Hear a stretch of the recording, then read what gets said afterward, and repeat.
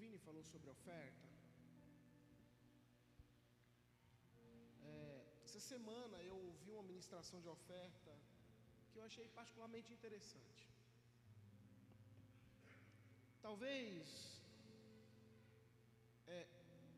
quem falou tenha lá as suas polêmicas, as suas coisas,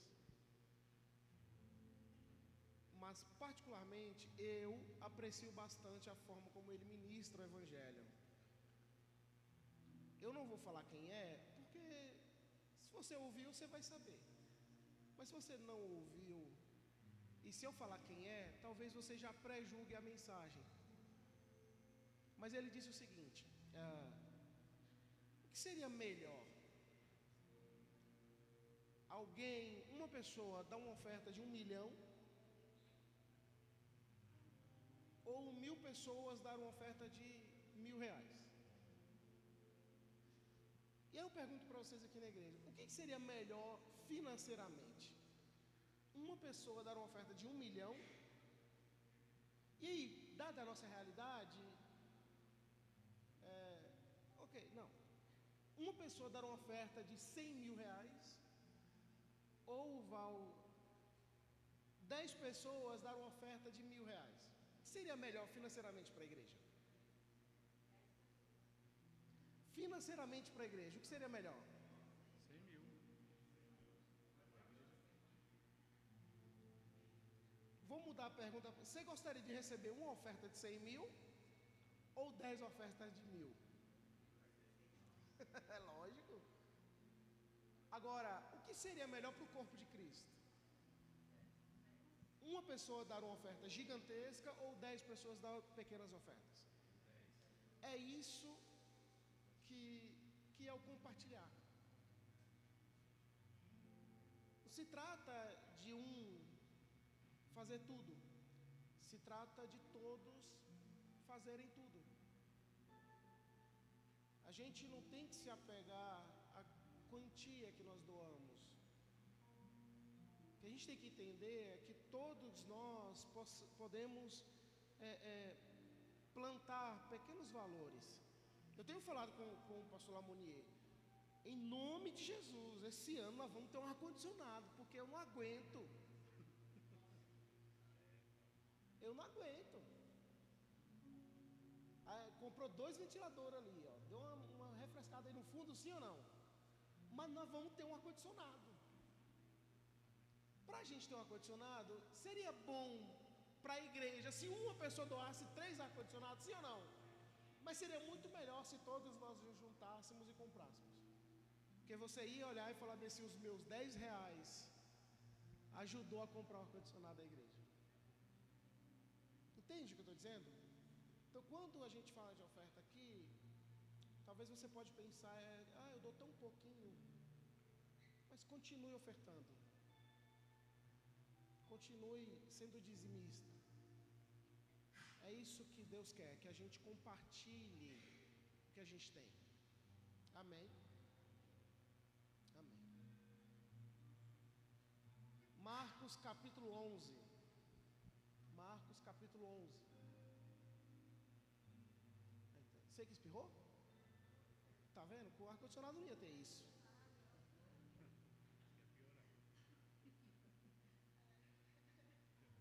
Versículo 15 até o 19. Para quem não sabe, o pastor Lamonier está na praia de novo. Eu espero que dessa vez ele não corra.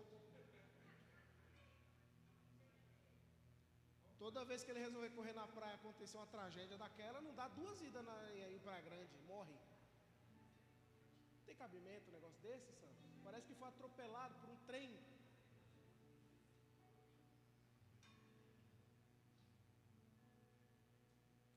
Marcos capítulo 11, versículo 15. Chegando a Jerusalém,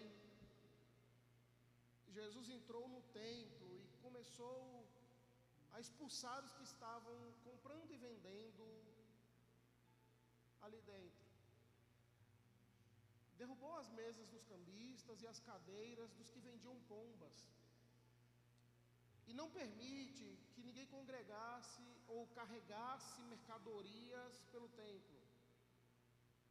E ele os ensinava dizendo: não está escrito, a minha casa será chamada casa de oração para todos os povos? Mas vocês fizeram dela um covil de ladrões. Os chefes dos sacerdotes e os mestres da lei ouviram essas palavras e começaram a procurar uma forma de matá-lo, pois o temiam, visto que toda a multidão estava maravilhada com seu ensino. Ao cair da tarde, eles saíram da cidade. Até aí tá bom. Feche teus olhos por um momento. Senhor, em nome de Jesus, obrigado por tua graça e por teu amor, Senhor. Obrigado porque o Senhor é bom e a sua misericórdia dura para sempre. Pai, a minha oração aqui nessa manhã é a mesma de todas as vezes. Que não atrapalhe a tua mensagem, Senhor. Que não atrapalhe aquilo que o Senhor quer falar. Mas que eu seja um canal, simplesmente um canal, para falar aquilo que a tua igreja precisa ouvir nessa manhã. Em nome de Jesus. Amém. E graças a Deus.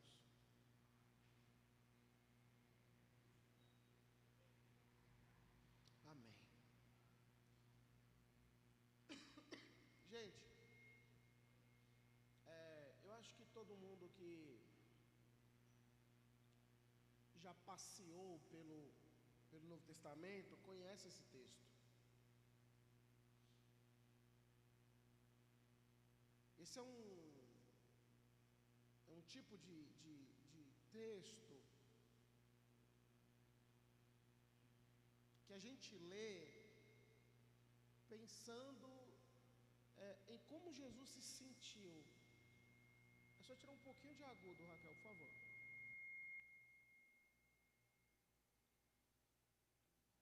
Pensando em como Jesus se sentiu em relação ao templo, quando ele viu aqueles homens comprando e vendendo coisas, fazendo câmbio de dinheiro dentro do templo.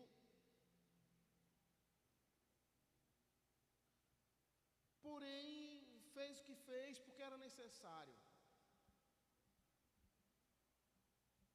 Esses dias eu assisti uma audiência jurídica em que um pastor processou uma pastora em nome da igreja, porque essa pastora ela ficou popularmente conhecida como a pastora do Pix, porque ela cobrava um valor, ou enfim, pedia Pix para fazer revelações. Então, sim, eu tenho uma palavra de Deus para você, Val. Então me fala. Não, faz o Pix primeiro que eu falo. Se não pagar, eu não conto. E o que a galera fazia? Quanto é?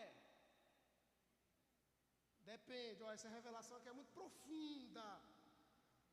Manda aí para ver se vale a pena te fazer essa revelação. E essa mulher foi processada. E eu fico imaginando que a visão de Jesus no templo, quando ele chega vendo as pessoas vendendo coisas, é basicamente essa, onde hoje na igreja moderna se vende coisas espirituais.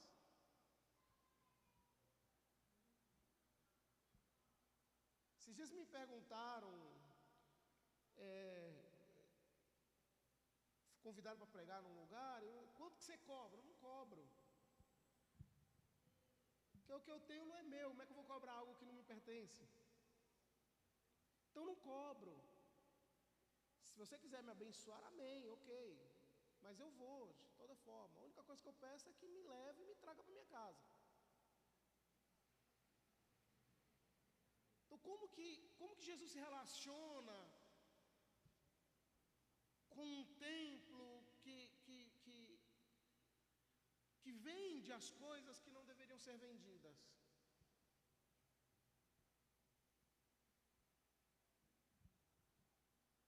Então deixa eu contextualizar para vocês aqui, ó. Logo que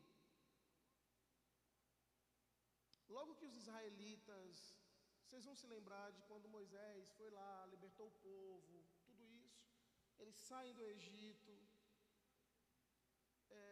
houve já de imediato a necessidade de ter um local para que eles pudessem adorar a Deus regularmente.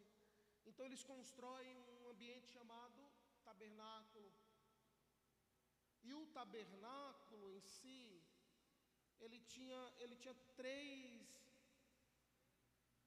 três espaços: o átrio, o lugar santo e o santo dos santos. No átrio, e eu acho que eu já falei isso para vocês algumas vezes, no átrio ficava todo mundo. No átrio ficava todas as pessoas. No lugar santo ficava somente os sacerdotes.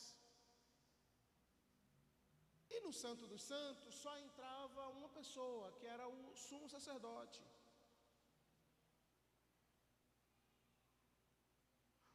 No átrio era que estava o local que se fazia sacrifícios. Era onde pegava a ovelhinha, colocava no altar e passava o facão. Quando Deus descia para receber a oferta, ele entrava no Santo dos Santos, aonde estava o sumo sacerdote. Mas passa-se os anos e a sociedade israelita vai se consolidando, e eles vão construindo umas cidades, eles retomam a terra prometida, aquela coisa toda, e Salomão constrói um templo. E a mesma divisão que havia no tabernáculo, agora também há no templo. O templo também tinha o átrio, o lugar santo e o santo dos santos. O templo também tinha todas as normas e regras que havia no tabernáculo. Quem entrava no átrio não podia entrar no lugar santo. Quem entrava no lugar santo não podia entrar no Santo dos Santos. Havia consequências se isso acontecesse. E aqui que eu quero iniciar esse texto de hoje, porque todos os anos em Israel havia três festas que todos os israelenses eram obrigados a ir pelo menos uma vez ao ano. Das três festas, a Páscoa era a mais importante, porque era na Páscoa que eles, diferentemente de hoje, a gente comemora a Páscoa como o sacrifício de Cristo, né? Naquele período, a Páscoa era a comemoração da libertação do povo do Egito. Era por isso que eles comemoravam a Páscoa.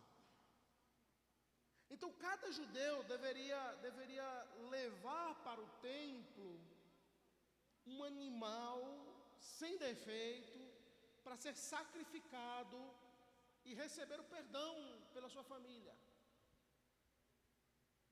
Então ele tinha que sair de qualquer lugar que ele estivesse e ir para Jerusalém, levando o animal que ele entendia que era suficiente para poder perdoar a sua família. Chegava em Jerusalém, ia para o templo, dava o animal para o sacerdote levava o animal para o átrio, sacrificava o animal, aspergia o sangue sobre a pessoa, e a pessoa era perdoada e ela voltava para casa com seu perdão. Era basicamente isso que acontecia quando eles levavam. O problema é que tinha gente que ia de muito longe e não tinha como levar um animal até Jerusalém. Então eles criaram um método de câmbio. Você chegava em Jerusalém e trocava o dinheiro para comprar um animal do templo. Sabe qual que é o problema disso? É que o animal do templo era sempre mais caro. Você chegava com o valor de comprar um boi e sacrificar pela sua família. Mas quando você fazia o câmbio para o dinheiro, para comprar do templo, era o preço de um cordeiro. Isso porque os sacerdotes estavam de fato superfaturando os animais que seriam sacrificados. E isso causava males a quem desejava ter o seu perdão. As pessoas iam com a expectativa de receber o perdão para toda a sua família e voltavam frustradas porque eram impedidas de fazer isso. As pessoas iam com a expectativa de que eu tenho dinheiro suficiente e eu vou comprar um animal que seja específico para sacrificar e receber o perdão para mim e para minha casa.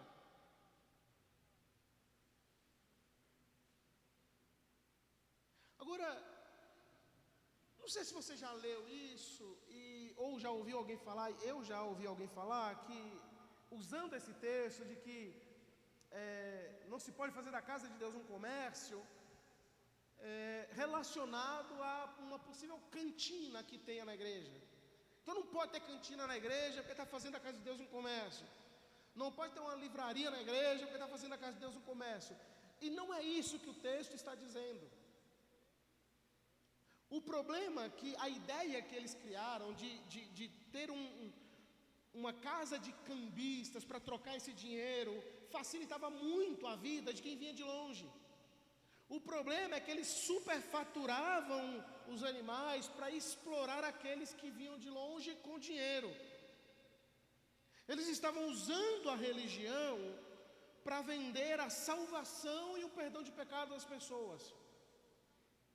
O problema que eles tinham aqui não era a solução que eles encontraram, era o fato de fazer coisas erradas, baseadas na sua religião, para poder privar algumas pessoas de receber a salvação.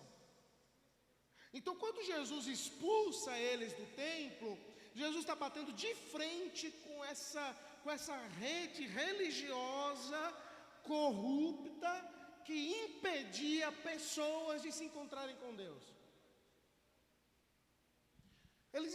Jesus estava batendo de frente com um grupo de pessoas que dizia assim: se você não paga, você não pode entrar. Se você não tem dinheiro suficiente para comprar o animal que nós vendemos, você não pode entrar. Mas como que eu vou receber o perdão dos meus pecados? Então, problema seu, a gente não tem nada a ver com isso.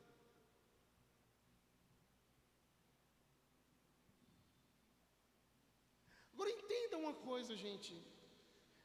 Nesse momento histórico não é igual hoje. Hoje, aonde a presença de Deus habita? Aonde a presença de Deus habita?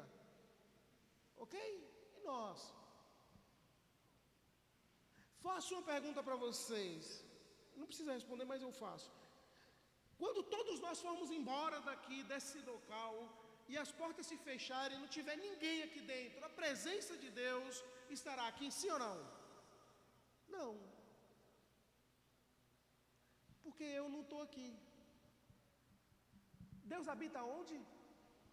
Deus não habita em templo feito por mãos. Deus só está nesse local agora porque nós estamos aqui. Os olhos do Senhor, sim, estão sobre todos os lugares. Mas a presença de Deus habita em nós, não no templo. Só que nesse momento histórico, a presença de Deus habitava na arca. Então quem não tinha acesso à arca, não tinha acesso à presença. Agora você entendeu por que os sacerdotes estavam comercializando a salvação? Porque eles sabiam que as pessoas pagariam de tudo para poder terem acesso à presença. E gente, não é muito diferente do que a gente vê hoje. Tem gente que paga o que for para ter acesso a uma revelação. Tem gente que paga o que for para ter acesso a alguém colocar a mão na cabeça dela e receber uma oração. E tem gente que cobra para isso. Agora deixa eu ler com vocês aqui, ó, versículo 12 de Marcos capítulo 11. No dia seguinte, estou lendo no versículo 12, tá? É um pouquinho antes. No dia seguinte, quando estavam saindo de Betânia, Jesus teve fome. Vendo à distância uma figueira com folhas, foi ver se encontraria algum fruto. Aproximando-se dela, nada encontrou, a não ser folhas. Porque não era tempo de figos. Então lhe disse: ninguém mais coma do seu fruto. E os seus discípulos o ouviram dizer isso. Esse texto acontece antes do texto que a gente leu no começo. Jesus vê a figueira tem flor, tem folha, mas não tem fruto. Não sei se você sabia, mas a figueira é a única árvore que só gera folhas se tiver fruto. Jesus viu a figueira com folhas, então na cabeça de Jesus tem fruto. Porque a figueira é assim, se tem folha, tem fruto. Quando Jesus chega, não tem fruto, tem só folha. Aí ele chega no templo em seguida e vê o templo de longe. Quando ele chega no templo, acontece todo aquele negócio dele expulsar a galera do templo. O paralelo aqui é que assim como a figueira tinha folhas, mas não tinha fruto, o templo também tinha arca, mas não tinha presença. O paralelo que Jesus faz aqui no contexto geral é que ele olha de longe e vê, a figueira tem folha, chega perto, não tem fruto. Ele olha o templo de longe e diz, lá tem a arca, chega perto, não tem presença. Entende o que eu estou dizendo? Dentro do que eu acabei de falar com vocês, Deus habita onde em nós hoje? Deus habitava aonde no templo antes? Será que a nossa vida tem sido assim como a figueira e o templo daquela época, que as pessoas olham de longe e veem uma folhagem bonita, mas quando chega perto não tem presença? Será que nós temos aproximado pessoas de nós com a expectativa de receber fruto, mas quando ela chega só tem folhas? Será que nós temos tido na nossa vida a mesma atitude que a figueira teve com Cristo? Ou a mesma atitude que o templo teve com as pessoas que chegavam perto?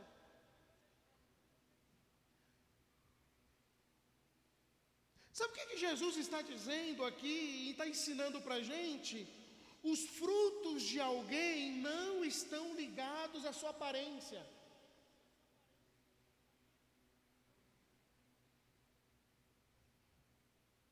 Os frutos de alguém não estão ligados à sua aparência. Uma vez eu fui chamado para pregar numa igreja que é muito raiz. Eu cheguei lá de calça preta, sapato bonito, uma camisa social, um blazer que fazia anos que eu não usava, um calor insuportável. Mas eu fui de blazer porque a igreja é assim, raiz. Quando eu cheguei lá, qual foi a primeira palavra que o pastor falou para mim, Vini? Cadê a gravata? Falei, meu Deus, mas eu já estou morrendo com esse blazer, eu me sufocar com essa... Porque parece que a aparência vale mais. E eu não estou dizendo para você andar relaxado por aí, postar foto seminu, não tem nada a ver com isso. Mas se você está devidamente vestido, qual que é a diferença? Porque em alguns lugares a aparência está intrinsecamente ligada com os frutos, mas para Jesus não é assim. Eu costumo dizer sempre, gente, nós teremos muitas surpresas no céu.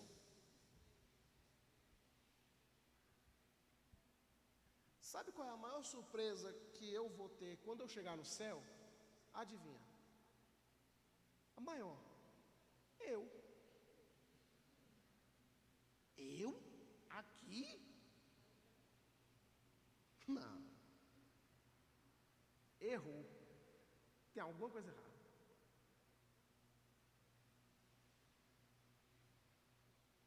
A gente vai ter muita surpresa. Porque tem muita gente que se veste como crente, fala como crente, anda como crente, prega como crente, canta como crente, mas é tudo folha.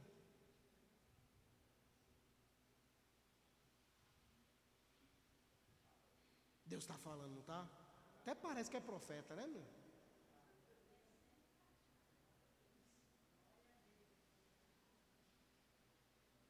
Tem gente que é a aparência, é uma folhagem bonita, mas chega perto, tem fofoca. É a folhagem bonita, mas chega perto, fala mal dos outros. É a folhagem bonita, mas chega perto, julga todo mundo. É a folhagem bonita, mas chega perto, bate na mulher em casa. É a folhagem bonita, mas chega perto, é palavrão virado num giraia. É a folhagem bonita, mas chega perto, é ignorante com os outros, é arrogante, é prepotente, é egocêntrico. E Jesus está olhando e dizendo assim: ok, eu estou vendo de longe que tem folha, mas vamos ver se tem frutos.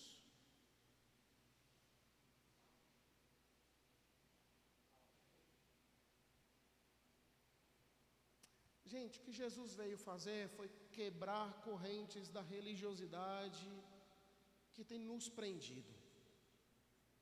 Em nome de Jesus, seja livre da religiosidade. Seja livre do legalismo religioso. Seja livre de tudo isso. Você não precisa falar como crente, você precisa falar como Jesus. Você não precisa andar como um crente, você precisa andar como Jesus. Você não precisa conversar com as pessoas como um crente, você precisa conversar com as pessoas como Jesus. Você não precisa se vestir como crente, você precisa se vestir como Jesus. Então, quando Jesus olhou para a figueira e disse: tem folha, mas não tem fruto. Jesus olhou para o templo e disse: tem a arca, mas não tem presença. É como se o paralelo entre o templo e a figueira fosse feito com a gente. Será que Jesus está olhando para nós e dizendo assim: tem terno, mas não tem presença, tem gravata, mas não tem graça, prega muito, mas não tem Bíblia, vive o que não prega, tem canto bonito, mas não tem caráter? Será que Jesus está olhando para nós de longe e dizendo assim: tem a folha bonita, tem umas flores maravilhosas, mas eu cheguei do lado e não tinha nada para me oferecer? Quem tem chegado perto de nós tem sido alimentado com aquilo que Deus tem nos dado, sim ou não? Não responda não, pelo amor de Deus. Tem gente que Deus tem enviado para perto de nós, e nós temos alimentado eles, ou estamos deixando eles passarem fome, porque a gente não tem fruto mais. E não se engane, gente, a pancada que desce aí, desce aqui primeiro.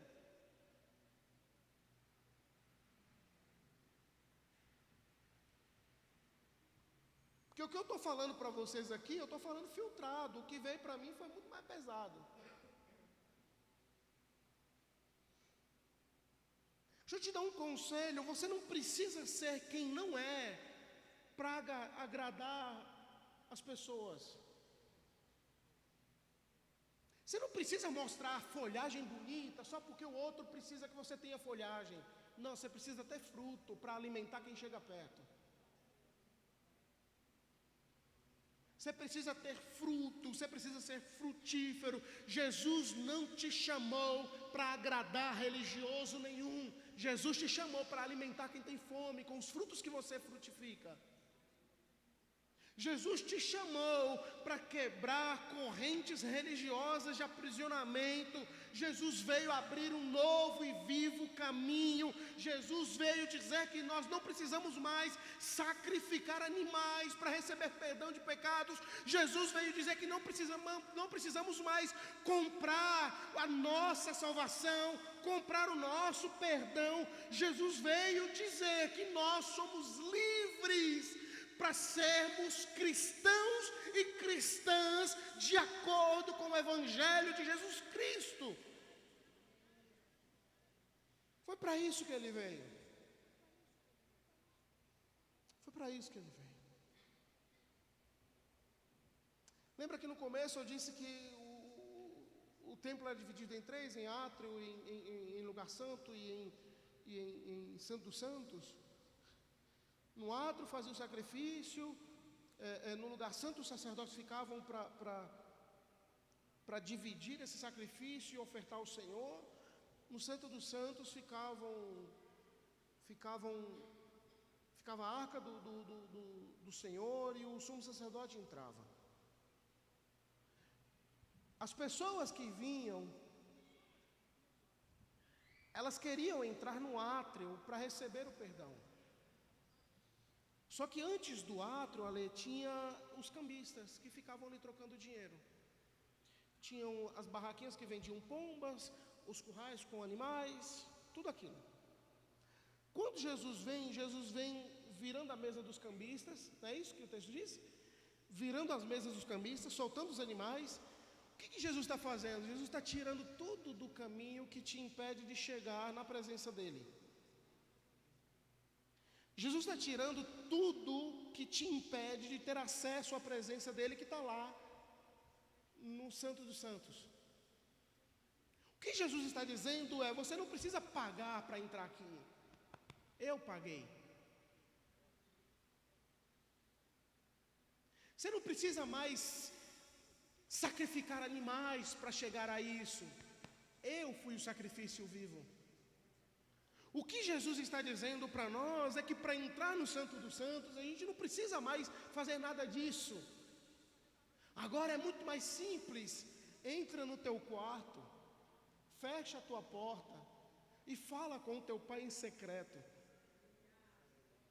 Agora a gente não precisa mais de toda essa parafernália de rituais. Jesus foi o que abriu um novo e vivo caminho.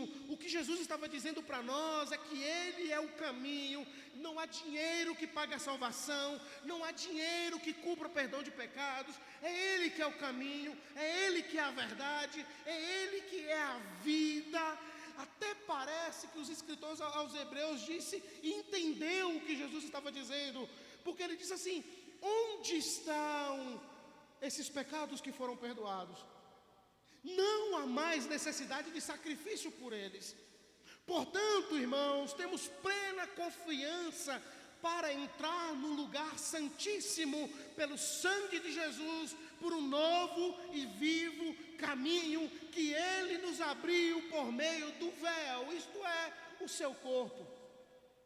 O escritor aos Hebreus entendeu o que Jesus disse e disse: portanto, irmãos, nós temos plena confiança para entrar no lugar santíssimo, no Santo dos Santos, porque Ele, pelo seu sangue, abriu um novo e vivo caminho. Deixa eu dizer uma coisa para vocês, gente: o véu está rasgado, não tem mais nada que impeça a tua entrada lá. Não tem mais nada que faça com que você não entre. O caminho está aberto, as correntes da religiosidade estão quebradas e nós estamos livres para entrar na presença de Deus. A minha oração nessa manhã é que a gente entenda que o que nós temos é para que a gente alimente as pessoas que chegam perto de nós.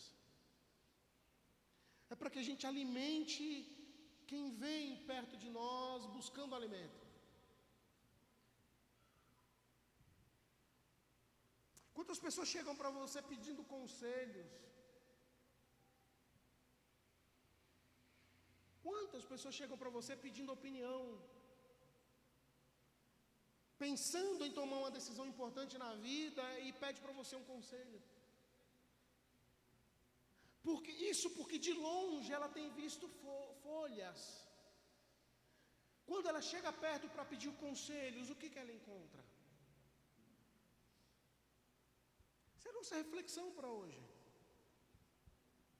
Minha reflexão é essa, que a gente possa ter folhagem para atrair quem está vendo de longe, mas que quando quem está vendo de longe chegar perto, que a gente também tenha frutos para alimentar aqueles que vêm. Amém? Amém. Fica de pé, por favor.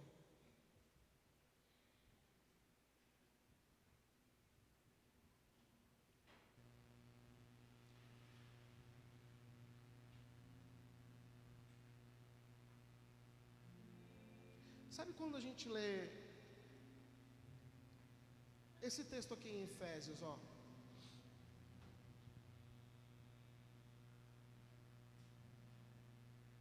Efésios 5:18.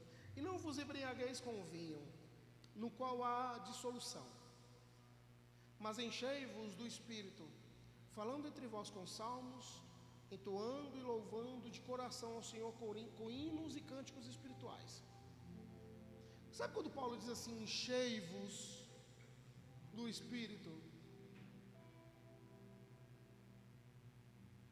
Isso aqui é muito simples em relação à língua portuguesa. Paulo está dizendo assim, enchei-vos. Ô Vini, corre lá, pega um copo descartável mesmo, e vem aqui. Deixa eu ilustrar isso para vocês.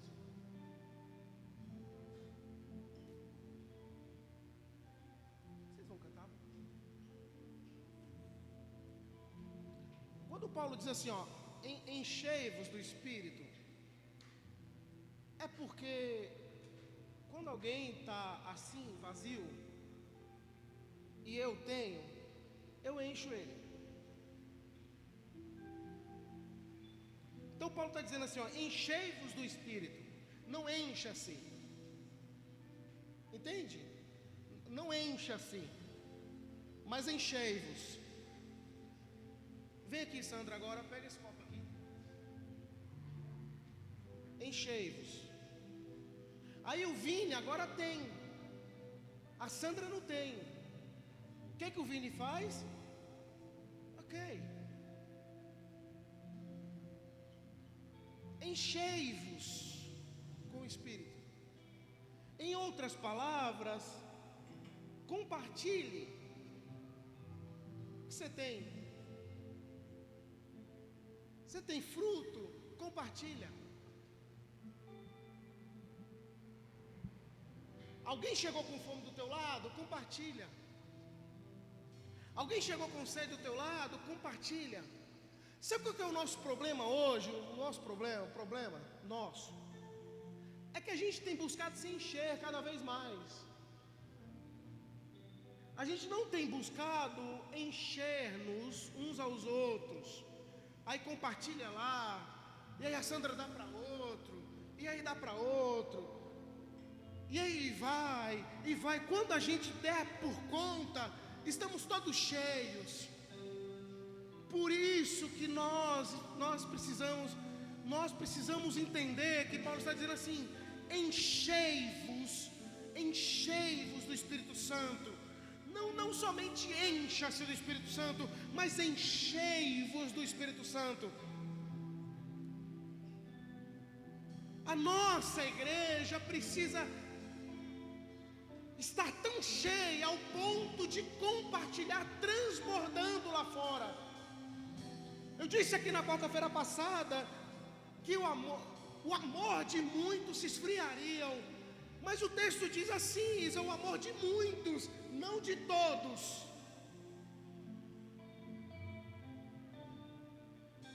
Ok, se o amor de muitos vai se esfriar, que não seja o meu, esse muitos. Enquanto o amor de muitos se esfria, o meu se aquece. Enquanto muitos se esvaziam, eu estou sendo cheio para encher os outros. É isso que o texto está dizendo. Uma igreja frutífera não depende de ninguém além de nós mesmos. Uma igreja frutífera não não depende do tipo de roupa que a gente usa. Uma igreja frutífera não depende do tipo de instrumento que a gente toca. Uma igreja frutífera não depende do tipo de fala que a gente diz. Uma igreja frutífera depende do quanto estamos dispostos a encher-nos uns aos outros, para que todos nós estejamos cheios de Deus. Em nome de Jesus, a partir de hoje, você não vai orar para que a igreja Fé e Vida seja frutífera. Você vai orar para que os membros sejam frutíferos. Eu não quero que a igreja Fé e Vida seja frutífera. Eu quero que a igreja de Cristo seja frutífera. Eu não quero que a igreja Fé e Vida seja cheia do Espírito Santo. Eu quero que nós, como cristãos, sejamos cheios do Espírito Santo para transbordar na vida de quem não tem lá fora. Em nome de Jesus, a partir de hoje, você vai compartilhar a sua fé e será frutífero. A partir de hoje, você vai compartilhar amor e será frutífero. A partir de hoje, você vai compartilhar graça e será frutífero. A partir de hoje, você vai compartilhar perdão e será frutífero. A partir de hoje, você vai compartilhar as suas finanças e será frutífero. Toda sorte de frutificação e seja sobre a sua vida, em nome de Jesus. Em nome de Jesus.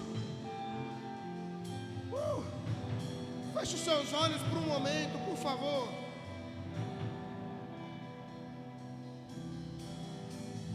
Sei